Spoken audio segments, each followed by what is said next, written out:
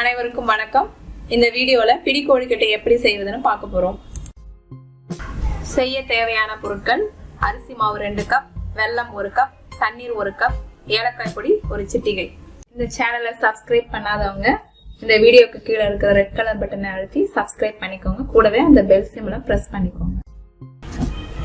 முதல்ல வெல்லத்துல கொஞ்சமா தண்ணி ஊற்றி வெல்லம் கரைகிற அளவுக்கு அதை சூடுபடுத்தி வடிகட்டி எடுத்துக்க போறோம். வெல்லம் கரைஞ்சா அதுல மண்ணுலாம் இருக்கும், அதெல்லாம் கொஞ்சம் வடிகட்டி எடுத்துக்கலாம்.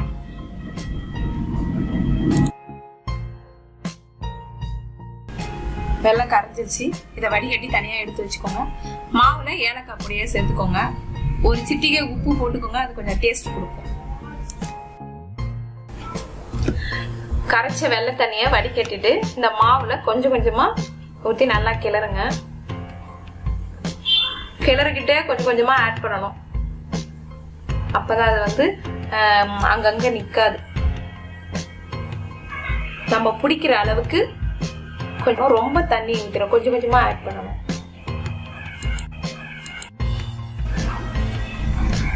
இது போதும்.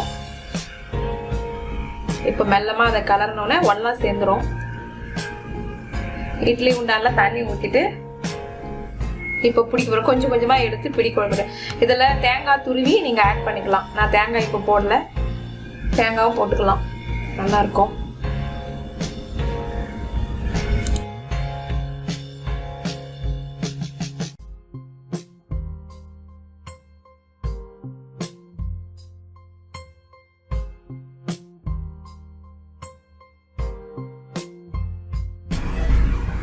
இது போல பிடி கொழுக்கட்டை பிடி பண்ணி வச்சுக்கோங்க. அதுக்கப்புறம் இட்லி குண்டான தட்டுல எண்ணெய் தடவிட்டு தண்ணி கொதி வந்ததும் இந்த கொழுக்கட்டைகளை எடுத்து வச்சு 5 மினிட்ஸ் போதும் ஆவி கட்டி எடுத்துக்க வேண்டியதுதான்.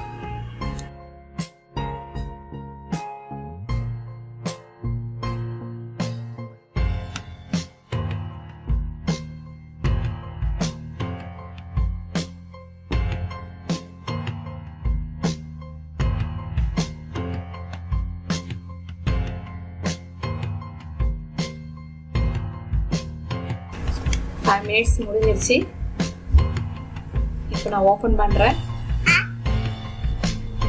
பிடி கொழுக்கட்டை ரெடி ஆயிடுச்சு. சூடா எடுத்து பரிமாறுங்க.